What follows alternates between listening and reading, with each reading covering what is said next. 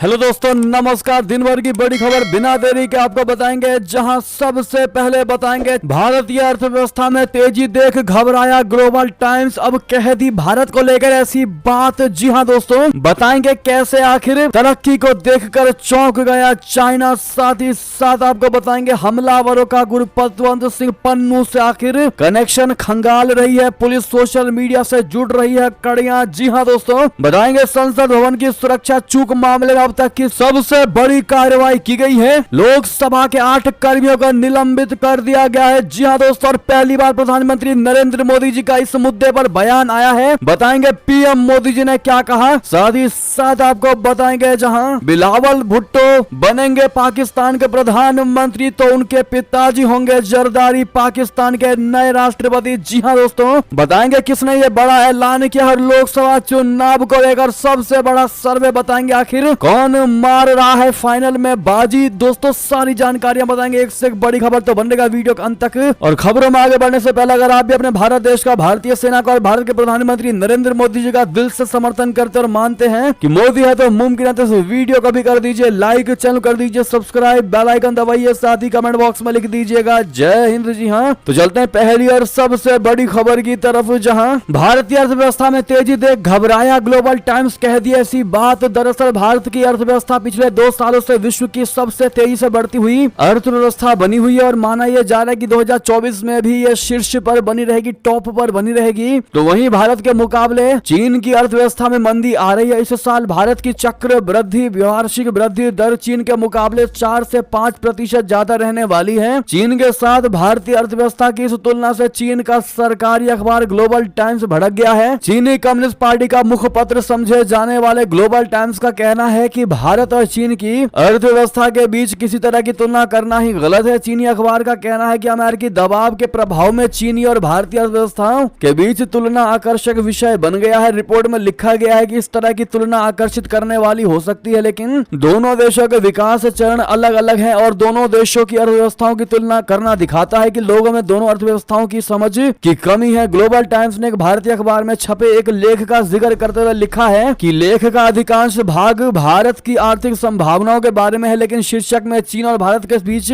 सीधी तुलना की गई है। दरअसल भारतीय अखबार ने अपने लेख को शीर्षक दिया था कि भारत विकास कर रहा, चीन धीमा पड़ रहा। ग्लोबल टाइम्स ने अपने लेख में लिखा कि भारतीय अखबार का लेख यह दिखाता है कि भारत की आर्थिक उपलब्धियों को लेकर एक आत्मसंतुष्टि है और चीन के आर्थिक वृद्धि को बदनाम करने का इरादा है। चीनी अखबार ने अपनी रिपोर्ट में आगे लिखा कि जो लोग जानबूझकर चीन को नीचा दिखाने के लिए भारत का इस्तेमाल करते हैं उन्हें निराशा होगी, क्योंकि चीन और भारत के बीच तथा कथित प्रतिस्पर्धा रिंग में 2 मुक्केबाजों के बीच की लड़ाई नहीं है। अगर उन्हें लगता है कि यह रिंग की लड़ाई है तो उन्हें सबसे पहले दोनों खिलाड़ियों के वजन के आकलन की सलाह दी जाती है। हम इस 2 अलग अलग प्रतियोगिता मानते हैं जहां दोनों देश अलग अलग लक्ष्यों के साथ कड़ी मेहनत कर रहे हैं। यानी कि दोस्तों चीन के ग्लोबल टाइम्स का क्लियर कहना है कि भारत के साथ चीन की तुलना नहीं की जा सकती। और दोस्तों यही जो घमंड है चाइना का, वो उसको लेकर डूब रहा है और लगातार भारत ग्रो कर रहा है मोदी जी के नेतृत्व में। ऐसे में आपकी जो भी राय है उस पर कमेंट में अवश्य बताइएगा। चलते अगली बड़ी खबर की तरफ, जहां संसद में सेंध को लेकर बड़ी खबर। हमलावरों का गुरपतवंत सिंह पन्नू खालिस्तानी आतंकवादी से कनेक्शन खंगाल रही है पुलिस। सोशल मीडिया से जुड़ रही है कड़ियां। जी हां दोस्तों, 13 दिसंबर 2023 को देश की संसद पर हमला करने वाले 6 हमलावरों का पुलिस सिख चरमपंथी गुरपतवंत सिंह पन्नू से कनेक्शन खंगाल रही है। पुलिस को आशंका है कि स्वयं गुरपतवंत सिंह पन्नू या उसके हिंदुस्तानी हैंडलर्स ने इन हमलावरों की विचारधारा को देखते हुए इनसे संपर्क किया और उन्हें संसद पर हमला करने के लिए प्रेरित किया। पुलिस इस बात की भी तलाश कर रही है कि क्या इसके बदले इन हमलावरों को पन्नू के द्वारा मोटी रकम चुकाई गई है। आने वाले समय में इन रहस्यों पर से भी पर्दा उठ जाएगा। जी हां दोस्तों, हमलावरों का पन्नू से कनेक्शन होने की संभावना, आशंका के पीछे स्वयं उसकी वो धमकी है जिसमें उसने 13 दिसंबर को संसद पर हमला करने की बात कही थी। पुलिस को आशंका है कि इस हमले की योजना काफी पहले से बना ली गई थी और हमले के लिए 13 दिसंबर का दिन चुना गया था। पन्नू इसके बहाने अपने पाकिस्तानी आकाओं को खुश करने की कोशिश कर रहा हो सकता है। माना यह जा रहा है कि इस हमले के बहाने वो भारत में सनसनी पैदा कर अपनी उपस्थिति दर्ज कराना चाहता था। उससे उसकी पाकिस्तानी आतंकी संगठनों के बीच पहुंच और स्वीकार्यता ज्यादा बड़ी हो जाएगी और इससे उसे लाभ होगा। इसके पहले दिल्ली मेट्रो की दीवारों पर 1-2 बार कुछ आपत्तिजनक टिप्पणियां लिखी गई थी। उसे भी पन्नू के गुर्गों की शरारत बताया गया था। इस बार वो कुछ बड़ा करके भारत में अपनी उपस्थिति दर्ज जांच कराना चाहता था और इसी के लिए उसने इन हमलावरों का इस्तेमाल किया हो। दिल्ली पुलिस के एक अधिकारी के अनुसार 2019-2020 में राजधानी में हुए एक आंदोलन के समय भी पन्नू के तार कुछ लोगों से जुड़ते देखे गए थे। इस बार हुए हमलों में भी नीलम सिंह आजाद नाम की जिस महिला की संलिप्तता सामने आई है वो उक्त आंदोलन के समय सक्रिय थी। इस बात की बहुत अधिक संभावना है कि पन्नू ने भारत पर हमला करने के लिए इन हमलावरों की पहचान उसी समय कर ली हो, चूंकि उस समय भी वो प्रदर्शनकारियों के बहाने भारत के विरुद्ध जहर उगलने का काम कर रहा था। अपने अनुसार सही समय की पहचान करके उसने ये हमला करवाया। हमलावरों ने गुरुग्राम में रुकने के दौरान जिस मोबाइल का इस्तेमाल किया था उसमें हमले की योजना के साथ साथ पन्नू गैंग से उसके कनेक्शन की असलियत सामने आ सकती है। जी हाँ दोस्तों, इसी बीच आपको ये भी बता दें कि संसद में घुसपैठ के मास्टरमाइंड ललित झा का सरेंडर 4 आरोपियों के फोन लेकर हुआ था ये फरार। जी हाँ दोस्तों, संसद की सुरक्षा में बड़ी लापरवाही के मामले में 6वें आरोपी ललित झा ने दिल्ली के एक थाने में सरेंडर कर दिया है। आरोपी ललित झा महेश नाम के शख्स के साथ खुद कर्तव्य पथ थाने पहुंचा और सरेंडर कर दिया। पुलिस ने दोनों का स्पेशल सेल को सौंप दिया है। बताया जा रहा है कि ललित दिल्ली से राजस्थान के नागौर भागा था। वो बस पकड़कर राजस्थान गया था। वहां पहुंचने के बाद उसने होटल में रात बिताई थी। फिर वो महेश नाम के शख्स के ठिकाने पर पहुंचा था। महेश को भी 13 दिसंबर को दिल्ली संसद भवन आना था। महेश को इस साजिश की पूरी जानकारी थी। महेश के साथ ही ललित दिल्ली आया और सरेंडर कर दिया। महेश को भी दिल्ली पुलिस तलाश कर रही थी। जी हाँ, इस घटना में पुलिस 5 आरोपियों को पहले से ही अरेस्ट कर चुकी है। जानकारी के मुताबिक संसद तक 5 आरोपी आए थे। इसमें सागर, मनोरंजन, नीलम और अमोल शिंदे के साथ ललित झा भी था। जी हाँ दोस्तों, अब होगा असली खेला।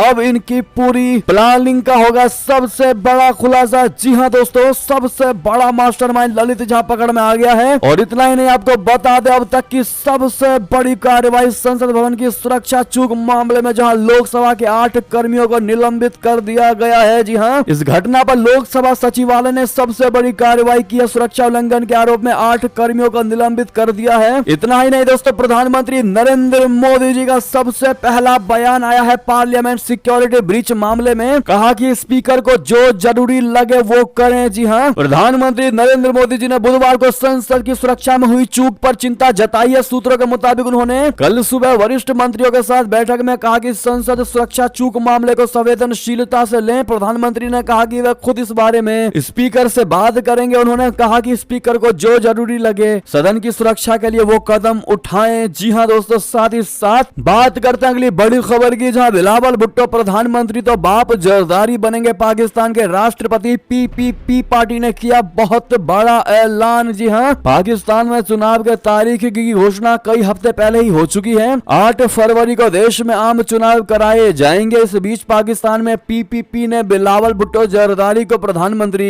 पद का उम्मीदवार घोषित किया है। जी हाँ, इसके साथ ही पाकिस्तान पीपुल्स पार्टी ने बिलावल के पिता आसिफ अली जरदारी राष्ट्रपति पद का उम्मीदवार घोषित किया है। आपको बता दें कि पीएमएलएन ने पहले ही पूर्व प्रधानमंत्री नवाज शरीफ को प्रधानमंत्री पद के उम्मीदवार घोषित कर रखा हुआ है। पीपी के सूचना सचिव फैसल करीम कुंडी ने कहा कि बिलावल भुट्टो प्रधानमंत्री पद के उम्मीदवार होंगे और हमारी इच्छा होगी कि हम 2008 को फिर से दोहराएं और आसिफ जरदारी को राष्ट्रपति बनाएं। देश में मिस्टर 10% के नाम से मशहूर 68 वर्षीय आसिफ अली जरदारी 2008 में हुए चुनावों के बाद पाकिस्तान के राष्ट्रपति बने थे। वो 2013 तक इस पद पर रहे थे, जबकि 35 वर्षीय बिलावल भुट्टो अप्रैल 2022 से अगस्त 2023 तक विदेश मंत्री के पद पर रहे थे। दोस्तों, ऐसे में क्या इनके ख्वाब पूरे होंगे? आपको जो भी लगता है बताएगा जरूर। नवाज शरीफ बनेंगे विजेता या फिर जरदारी फैमिली? अगली खबर की बात करें, जहां श्रीलंका से बड़ी खबर फिर एक बार मछुआरों को लेकर खबर आ रही है। समाचार आ रहा है 6 भारतीय मछुआरों को श्रीलंका ने किया गिरफ्तार। हफ्ते भर में ये तीसरी बार हुई है बड़ी घटना। जी हां दोस्तों, अंतरराष्ट्रीय समंदर में मछली पकड़ रहे 6 भारतीय मछुआरों को श्रीलंका की नौसेना ने हिरासत में लिया है। पकड़े गए सभी मछुआरे तमिलनाडु के हैं, जो अंतरराष्ट्रीय जल क्षेत्र में मछली पकड़ रहे थे। इस दौरान श्रीलंकाई नौसेना ने श्रीलंका में कान के संथुराई क्षेत्र के पास उनके ट्रॉलर सहित उन्हें हिरासत में ले लिया। एएनआई ने श्रीलंका नौसेना के हवाले से अपनी रिपोर्ट में बताया कि मछुआरे कथित तौर पर अवैध शिकार में शामिल थे, जिसके चलते उन्हें बुधवार को एक विशेष अभियान के बाद कारीनगर में कोविलन लाइट हाउस से हिरासत में लिया गया था।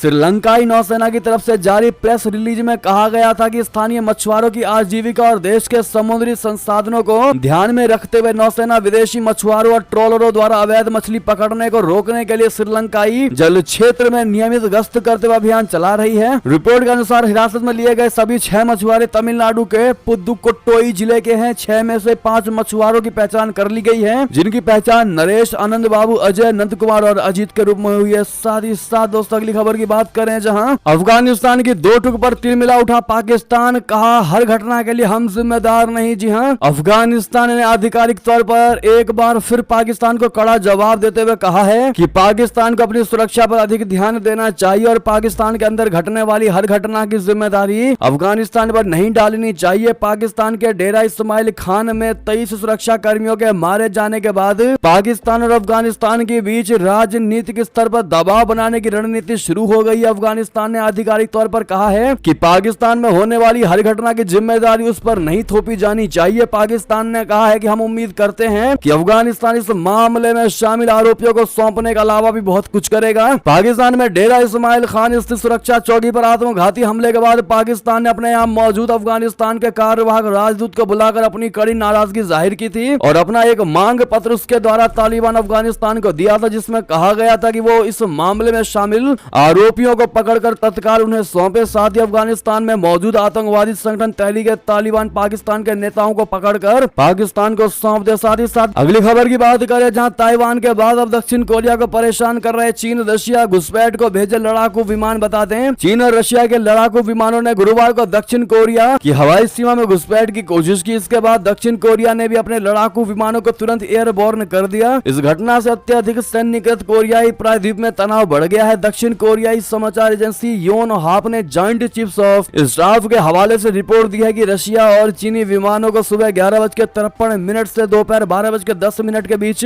दक्षिण कोरिया के वायु रक्षा पहचान क्षेत्र में देखा गया। रिपोर्ट के अनुसार दक्षिण कोरियाई लड़ाकू विमानों के पहुंचते ही चीन और रूस के 6 विमानों ने क्षेत्र छोड़ दिया और दक्षिण कोरियाई हवाई क्षेत्र में प्रवेश नहीं किया। दोस्तों यह घटना तब हुई है जब उत्तर और दक्षिण कोरिया अपनी सीमा पर तनाव कम करने के लिए 2018 के समझौते से पीछे हट गए हैं। इतना ही नहीं, अगली खबर आपको बताते हैं, जहां ताइवान पर आंख भी उठाई तो चीन का हुक्का पानी बंद कर देगा। अमेरिका हिंद महासागर में चक्रव्यूह तैयार। जी हां, हर दिन लगभग 60 पूरी तरह से भरे हुए कच्चे तेल के टैंकर फारस की खाड़ी से चीनी बंदरगाहों के बीच यात्रा करते हैं। ये टैंकर दुनिया की दूसरी सबसे बड़ी अर्थव्यवस्था को शक्ति देने वाले तेल का लगभग आधा हिस्सा ले जाते हैं। जैसे ही ये टैंकर दक्षिण चीन सागर में प्रवेश करते हैं, उन्हें चीनी नौसेना के किले बंद जल क्षेत्र में होकर गुजरना पड़ता है। इस जल क्षेत्र में चीन ने विवादित द्वीपों पर मिसाइल बैटरियों से लेकर लड़ाकू विमानों और रडार स्टेशनों को तैनात किया हुआ है। इस क्षेत्र में हर वक्त चीन के 20 से ज्यादा युद्धपोत गश्त लगाते रहते हैं, जिनमें गुप्त तकनीकों वाला टाइप 055 क्लास विध्वंसक भी शामिल हैं। लेकिन हिंद महासागर को पार करते समय अफ्रीका और ब्राजील से चीन की ओर जाने वाले अन्य टैंकरों के साथ खाड़ी देशों से आने वाले टैंकरों को अमेरिका के प्रभुत्व वाले नौसैनिक इलाके से गुजरना होता है। अब ऐसे में चीन के खिलाफ अमेरिका ने बहुत बड़ा ये चक्रव्यूह तैयार कर दिया है। दोस्तों इसमें चीन का फंसना तो तय है, जिनपिंग का फंसना तय है। अगली खबर की बात करें, जहां पाकिस्तान में अदालत के बाहर इमरान खान के वकील को पुलिस ने कर लिया गिरफ्तार। आखिर क्या है मामला बता दें। पाकिस्तान के पूर्व प्रधानमंत्री इमरान खान को उस वक्त एक और तगड़ा झटका लगा जब उनके वकील को अदालत के बाहर ही पुलिस ने गिरफ्तार कर लिया। वकील की गिरफ्तारी होते इमरान खान के समर्थक हंगामा करने लगे। बता दें कि जेल में बंद पूर्व प्रधानमंत्री इमरान खान के वकील और उनकी पार्टी पाकिस्तान तहरीक इंसाफ के एक नेता को बृहस्पतिवार को लाहौर उच्च न्यायालय के बाहर गिरफ्तार कर लिया गया। इमरान खान का ये वकील उच्चतम न्यायालय के उस फैसले के खिलाफ वकीलों की हड़ताल में भाग ले रहा था, जिसमें 9 मई की हिंसा में कथित रूप से शामिल नागरिकों पर मुकदमा चलाने की सैन्य अदालतों की अनुमति दी गई है। पाकिस्तान के पंजाब प्रांत की पुलिस के मुताबिक पाकिस्तान तहरीक इंसाफ के वरिष्ठ उपाध्यक्ष एवं वकील शेर अफजल मारवरत को लोक व्यवस्था अध्यादेश के तहत गिरफ्तार किया गया। सादे कपड़े पहने पुलिसकर्मियों के साथ पुलिस की एक बड़ी टीम मारवत पर टूट पड़ी, उसे सड़क से खींच लिया और पास की पुलिस वैन में डाल दिया। जी हाँ, अगली खबर आपको बता दें, जहां पर यूक्रेन में कब होगी शांति, व्लादिमीर पुतिन की 2 टुक,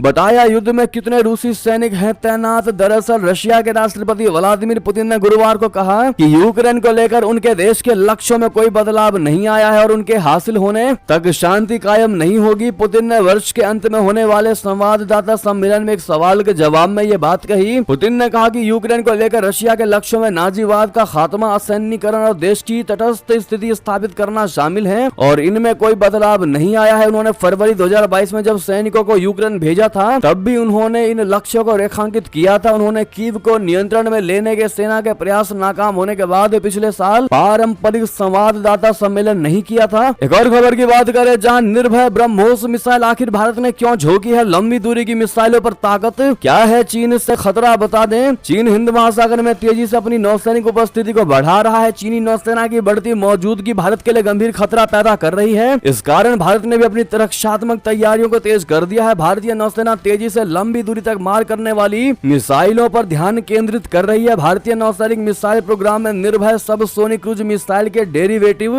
एक नई subsonic naval anti ship missile यानी नेज्म सीरीज का विकास, सुपरसोनिक ब्रह्मोस मिसाइल के लिए range extension programme BrahMos energy का विकास और ballistic long range anti ship missile शामिल है। अगर भारतीय नौसेना को ये हथियार मिल जाते हैं तो हिंद महासागर में उसकी रेंज काफी ज्यादा बढ़ जाएगी। साथ ही साथ अगली खबर बता दें, जहां अमेरिका में हिंदू कैसे बन सकता है, राष्ट्रपति उम्मीदवार विवेक रामास्वामी के जवाब ने बोलती कर दी बंद। बता दें, अमेरिकी राष्ट्रपति चुनाव में रिपब्लिकन पार्टी के उम्मीदवार विवेक रामास्वामी से उनके हिंदू धर्म के बारे में सवाल किया गया। इस पर उन्होंने ऐसा जवाब दिया कि बोलती बंद हो गई। CNN के एक टाउन हॉल में अयोवा के एक मतदाता गनी मिशेल ने पूछा कि आप उन लोगों को कैसे जवाब देंगे जो दावा करते हैं कि आप हमारे राष्ट्रपति नहीं बन सकते क्योंकि आपका धर्म उस धर्म से मेल नहीं खाता जिस पर हमारे संस्थापकों ने हमारे देश को आधारित किया था। इस पर उम्मीदवार रामास्वामी ने जवाब दिया कि मैं एक हिंदू हूं, मैं अपनी पहचान नकली नहीं बनाऊंगा। हिंदू धर्म और ईसाई धर्म समान मूल्यों को साझा करते हैं। उन्होंने आगे कहा कि मेरी धार्मिक मान्यताओं के आधार पर मैं समझता हूं कि हर व्यक्ति यहाँ एक वजह से है और उस वजह को पूरा करना हमारा नैतिक दायित्व है क्योंकि भगवान हम में से प्रत्येक के भीतर रहते हैं। भले ही भगवान हमारे माध्यम से विभिन्न तरीकों से काम करते हैं, हम हैं सभी समान हैं। उन्होंने आगे कहा कि मेरी परवरिश काफी पारंपरिक थी। मेरे माता पिता ने मुझे सिखाया कि विवाह पवित्र है, परिवार समाज की आधारशिला है। जब चीजें काम नहीं करती हैं तो शादी से पहले संयम एक व्यवहार्य विकल्प है। जो व्यभिचार गलत है। जीवन के सुखों का आनंद लेने के लिए कुछ त्याग करना पड़ता है। अब ऐसे में दोस्तों क्या आप भी विवेक रामास्वामी की इस बात से सहमत है? दोस्तों अपनी राय अवश्य दीजिएगा। अगली खबर की बात करें, जहां इस्लाम में हराम अल्कोहल लेकिन इस इस्लामिक देश ने दी शराब की भट्टी खोलने की इजाजत। जी हां, खाड़ी के इस्लामिक देश संयुक्त अरब अमीरात ने देश में शराब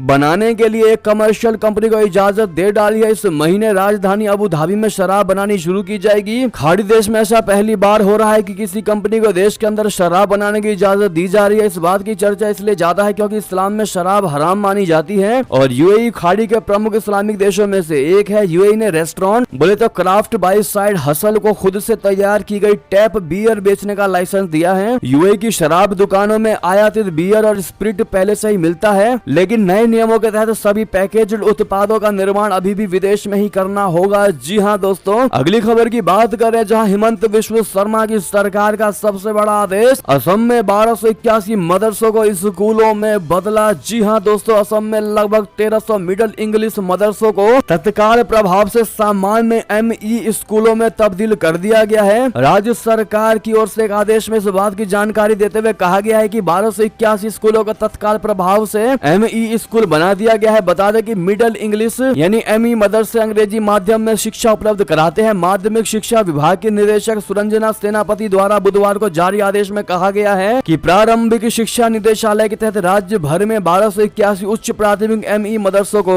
तत्काल प्रभाव से ME स्कूल के रूप में जाना जाएगा। जी हाँ दोस्तों, साथ ही साथ अगली खबर बता दें आपको, जहां भ्रष्टाचार के मामले में बरी होने पर छलका नवाज शरीफ का दर्द, कहा विरोधियों ने मुझे नहीं 25 करोड़ आवाम को सजा दी है। जी हाँ, पाकिस्तान के पूर्व प्रधानमंत्री नवाज शरीफ ने बुधवार को अपने खिलाफ भ्रष्टाचार के मामलों को खोखला करार दिया। उन्होंने कहा कि जब उन्हें 2018 में जेल भेजा गया था तो ये देश के 25 करोड़ लोगों को सजा देने जैसा था। पाकिस्तान मुस्लिम लीग नवाज के 73 वर्षीय सुप्रीमो ने भ्रष्टाचार के एक बड़े मामले में बरी होने के एक दिन बाद ये टिप्पणी की। इस्लामाबाद उच्च न्यायालय ने मंगलवार को अल अजीजिया स्टील मिल भ्रष्टाचार मामले में शरीफ को बरी कर दिया। इसके साथ ही नवाज शरीफ के रिकॉर्ड चौथी बार प्रधानमंत्री बनने की राह में आखिरी कानूनी बाधा दूर हो गई है। दोस्तों अगली खबर आपको बता दें, जहां फ्रांस के सबसे बड़े मुस्लिम स्कूल की फंडिंग रोकी गई तो भड़के मुसलमान, कहा अगर स्कूल बंद हुआ। पूरी बात आपको बता दें, फ्रांस के सबसे बड़े मुस्लिम हाई स्कूल की फंडिंग रोकी जा रही है क्योंकि वहां इस्लामिक मूल्यों के तहत छात्रों को शिक्षा प्रदान की जा रही थी। एक स्थानीय अधिकारी ने बताया कि फ्रांस प्रशासनिक विफलताओं और संदिग्ध शिक्षण प्रथाओं के आधार पर अपने सबसे बड़े मुस्लिम हाई स्कूल की फंडिंग रोक रहा है। मानवाधिकार समूहों का कहना है कि मुसलमानों को दबाने के लिए ये कार्रवाई की जा रही है। मुस्लिम हाई स्कूल एक निजी हाई स्कूल है जिसका नाम एवर रॉयज है। फ्रांस के उत्तरी शहर लीले में ये स्कूल 2003 में खुला था और फ्रांस का पहला हाई स्कूल बन गया है। स्कूल में 800 से अधिक छात्र हैं। 2008 से ये फ्रांस की सरकार के साथ कॉन्ट्रैक्ट पर है और इसे सरकारी फंडिंग मिल रही है। स्कूल के छात्र फ्रांसीसी पाठ्यक्रम का पालन करते हैं।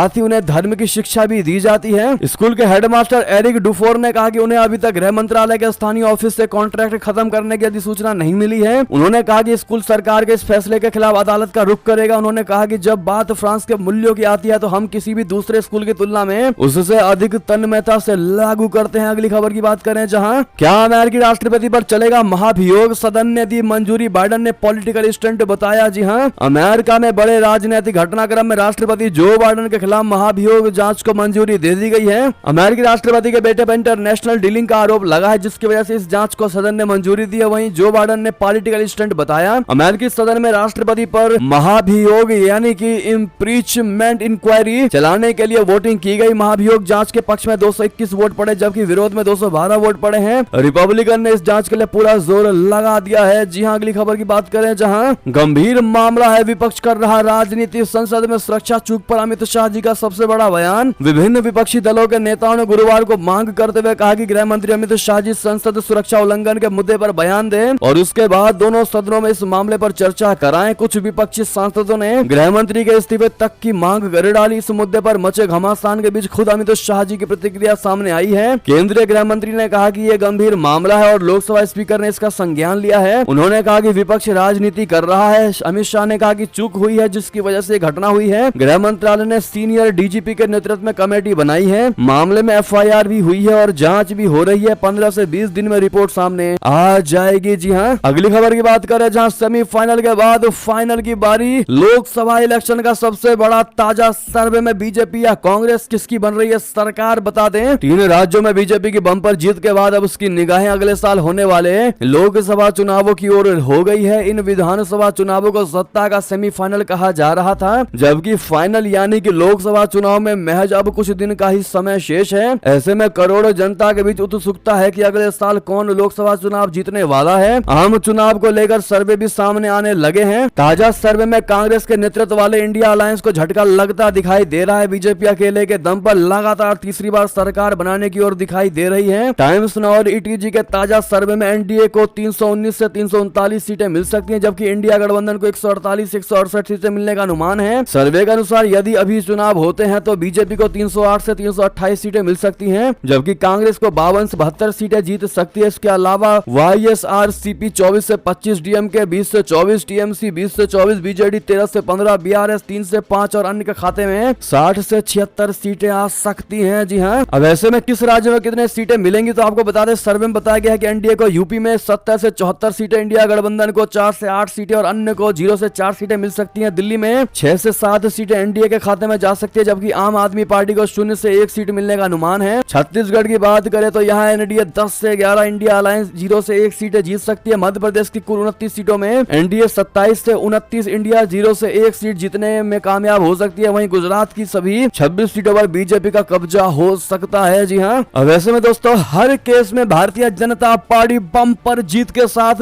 विनर बनती दिखाई दे रही है। दोस्तों ऐसे में क्या आप भी यही मानते हैं कि लोकसभा 2024 के चुनाव में फिर एक बार बीजेपी बम्पर जीत के साथ आगे बढ़ेगी और मोदी जी ही होंगे अगले प्रधानमंत्री? तो अपनी राय अवश्य दीजिएगा और साथ ही साथ लॉन्ग लिव मोदी जी कहना बिल्कुल मत भूलिएगा। साथ ही साथ अगली खबर बता दें, बनाया जा रहा मुसलमानों को निशाना। मथुरा में शाही ईदगाह के सर्वे पर बोले ओवैसी। मथुरा में शाही ईदगाह परिसर के सर्वेक्षण की अनुमति देने के इलाहाबाद उच्च न्यायालय के फैसले के बाद एआईएमआईएम सांसद असदुद्दीन ओवैसी ने तल्ख प्रतिक्रिया जाहिर की। ओवैसी ने कहा कि इस तरह से मुसलमानों से उनकी गरिमा लूटी जा रही है। एक्स हैंडल पर एक लंबी पोस्ट में ओवैसी ने मुसलमानों को निशाना बनाने का भी आरोप लगाया। उन्होंने कहा कि सालों पहले मथुरा विवाद को अदालत की निगरानी में सुलझा लिया गया था, फिर अब सर्वेक्षण की जरूरत क्यों पड़ गई? जी हाँ, ओवैसी ने कहा कि एक पक्ष लगातार मुसलमानों को निशाना बनाने में रुचि रखता है, लेकिन उसके लिए कानून अब कोई मायने नहीं रखता। मुसलमानों से उनकी गरिमा को लूटना ही अब ये एकमात्र उनका लक्ष्य बन गया है। ओवैसी ने कहा कि बाबरी मस्जिद फैसले के बाद मैंने कहा था कि इससे संघ परिवार की शरारतें बढ़ेंगी। पूजा स्थल अधिनियम के बावजूद ऐसी मुकदमेबाजी पर रोक नहीं लगवा पाया। ओवैसी ने आरोप लगाया कि मथुरा विवाद दशकों पहले मस्जिद समिति और मंदिर के ट्रस्ट के बीच आपसी सहमति से सुलझाया गया था, फिर भी इस विवाद को तूल दिया जा रहा है। आपको बता दें दोस्तों कि इलाहाबाद उच्च न्यायालय ने गुरुवार को उत्तर प्रदेश के मथुरा में श्री कृष्ण जन्मभूमि मंदिर से सटे शाही ईदगाह परिसर का अदालत की निगरानी में अधिवक्ता आयुक्तों की 3 सदस्यीय टीम द्वारा प्राथमिक सर्वेक्षण की अनुमति दी है। सर्वेक्षण के तौर तरीके 18 दिसंबर को तय किए जाएंगे, जब अदालत सुनवाई फिर से शुरू करेगी, जिसके बाद भड़कते नजर आए हैं। ओवैसी इस पर ऊपर आपकी जो भी राय है दोस्तों, लेकिन कमेंट में जय श्री राम अवश्य कह दीजिएगा। बहरहाल ये थी की सारी बड़ी खबरें। आपको हमारी खबर कैसी लगी? आशा करता हूँ बहुत अच्छी लगी होगी। अगर थोड़ी भी अच्छी लगी तो इस वीडियो को दोस्तों में, भाइयों में, साथियों में, रिश्तेदारों में शेयर अवश्य कर दीजिएगा। और अभी कर दीजिए इस वीडियो को लाइक, चैनल कर दीजिए सब्सक्राइब, बेल आइकन दबाइए, साथ ही कमेंट बॉक्स में लिख दीजिएगा जय हिंद जय भारत। और यहाँ तक बने रहने के लिए आप सभी का बहुत बहुत धन्यवाद।